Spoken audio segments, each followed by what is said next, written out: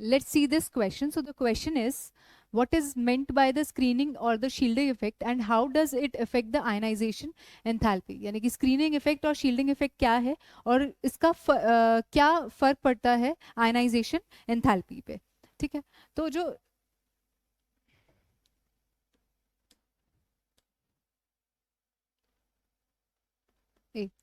ठीक है, तो स्क्रीनिंग इफेक्ट क्या है?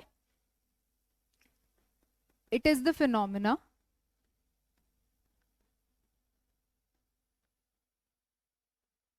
of the decrease in force of attraction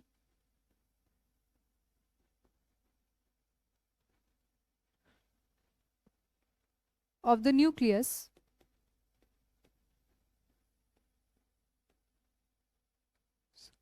on the outermost electrons due to the presence of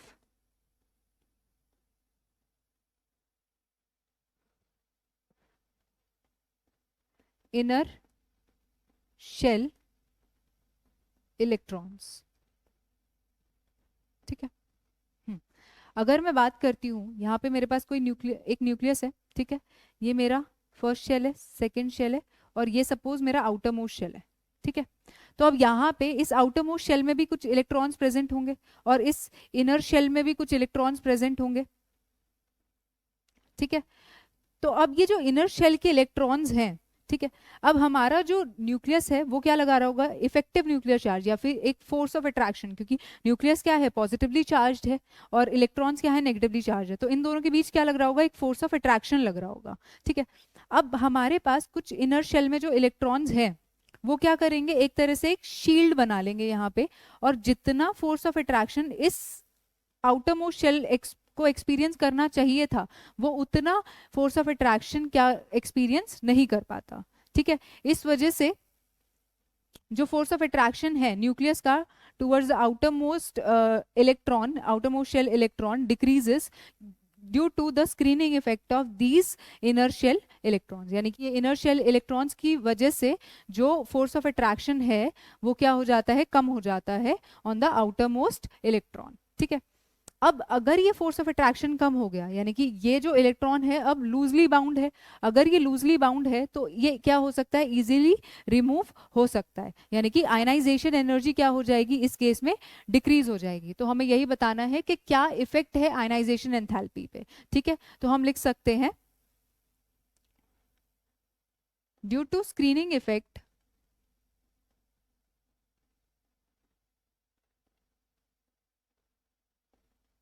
ionization energy decreases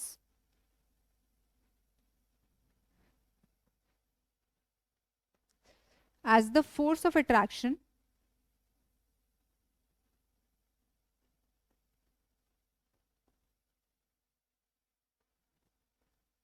on the outermost electron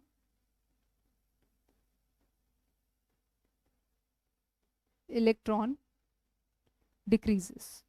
ठीक है, तो अब ये जो इलेक्ट्रॉन है उसको हम क्या कर सकते हैं? कम एनर्जी देकर भी हम इसको निकाल सकते हैं. तो आयनाइजेशन एनर्जी क्या हो जाएगी? कम हो जाएगी. अब नेक्स्ट क्वेश्चन है, why half filled and full filled elements have higher ionization energies as compare to other ones. ठीक है, तो अब ये पूछ रहा है कि जो हाफ फिल्ड और फुल फिल्ड कॉन्फ़िगरेशंस होते हैं, ठीक है, तो जो half filled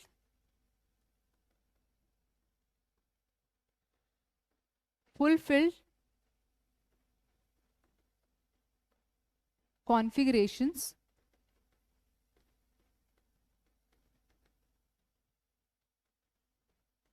configurations are extra stable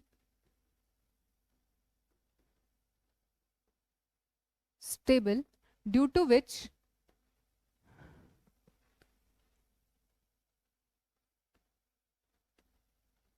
the ionization energy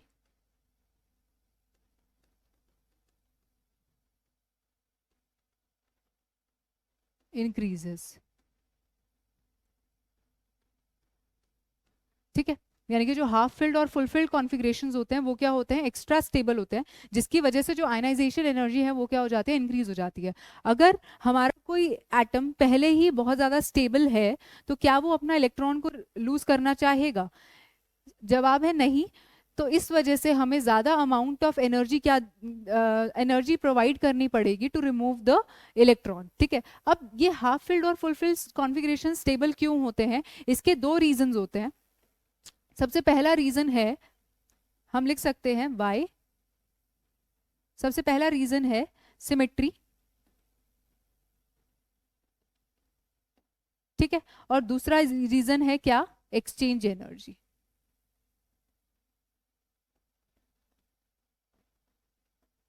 ठीक है, अब हम इसको दो एग्जाम्पल से समझते हैं। सपोज मेरे पास D5 कॉन्फ़िगरेशन है और एक मेरे पास D10 कॉन्फ़िगरेशन है।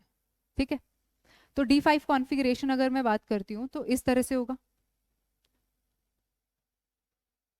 5d ऑर्बिटल्स होंगे। ठीक है, जिसके अंदर 5 इलेक्ट्रॉन्स हैं। तो इलेक्ट्रॉन्स कुछ इस तरह से होंगे।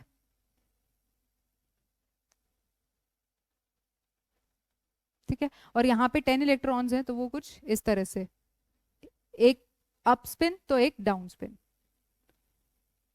ठीक है, अब देखो यहाँ पे क्या है, सिमेट्री की वजह से ये क्या है, बहुत ज्यादा स्टेबल है, दोनों ही क्या है, बहुत सिमेट्रिक है। ठीक है, दोनों में ही जो इलेक्ट्रॉन्स की फिलिंग है वो एक बहुत सिमेट्रिक वे से हो रही है, और symmetry leads to stability.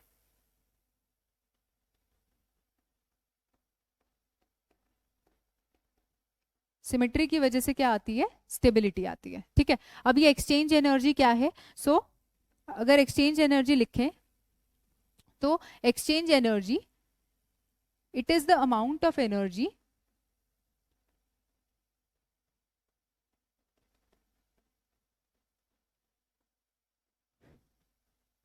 energy released when electrons of the same spin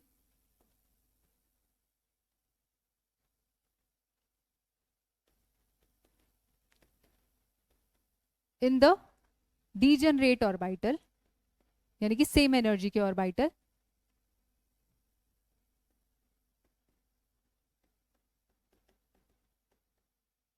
in the degenerate orbital exchanges their position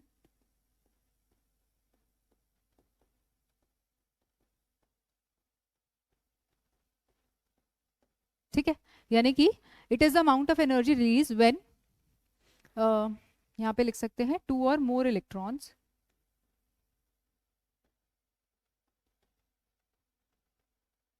electrons of the same spin in the degenerate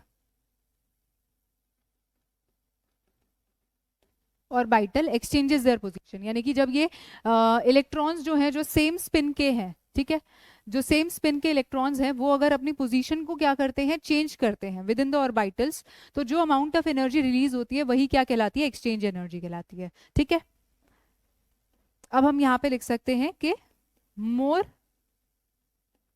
the number of exchanges, यानी कि जितने ज्यादा number of exchanges होंगे more will be the stability।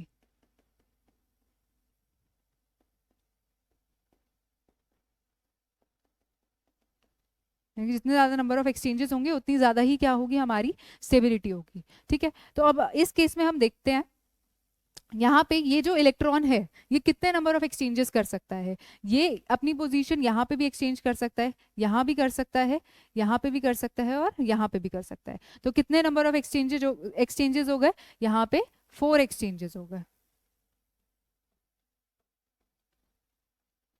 ठीक है, और अगर मैं बात करती हूँ इस वाले इलेक्ट्रॉन की, ये वाला इलेक्ट्रॉन जो है वो यहाँ पे एक्सचेंज कर सकता है, यहाँ पे और यहाँ पे, तो यहाँ पे कितने एक्सचेंज हो गए, 3 एक्सचेंज हो गए वहां पे।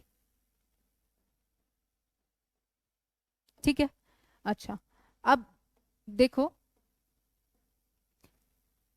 यहाँ पे अगर हम देखते हैं तो ये वाला जो इलेक्ट्रॉन है, अब कौन सा इलेक्ट्रॉन बचा है, ये वाला जो इलेक्ट्रॉन है वो कितने एक्सचेंजेस कर सकता है, 1 and 2, तो यानी कि यहाँ पे कितने एक्सचेंज हो गए, 2 एक्सचेंजेस।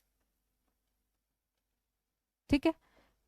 और अगर मैं बात करती हूँ ये वाले इलेक्ट्रॉन की, तो ये सिर्फ क्या कर सकता है, एक ही एक्सचेंज कर सकता है, तो यहाँ पे होगा सिर्फ एक एक्सचेंज। ठीक है। अब टोटल नंबर ऑफ कितने एक्सचेंजेस हो गए यहाँ पे, टोटल हो गए 10 एक्सचेंजेस।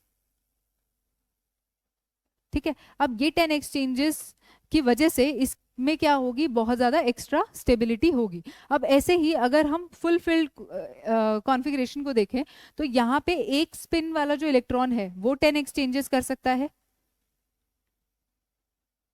ठीक है। और जो दूसरा स्पिन का इलेक्ट्रॉन है वो भी क्या कर सकता है, 10 एक्सचेंजेस कर सकता है, 10 एक्सचेंजेस और। ठीक है। तो इसमें जो एक्सचेंज एनर्जी होगी वो और भी ज्यादा होगी as compare to half filled configuration. ठीक है। अब इन एक्सचेंजेस के दौरान जो एनर्जी रिलीज होती है वही क्या होती है, एक्सचेंज एनर्जी।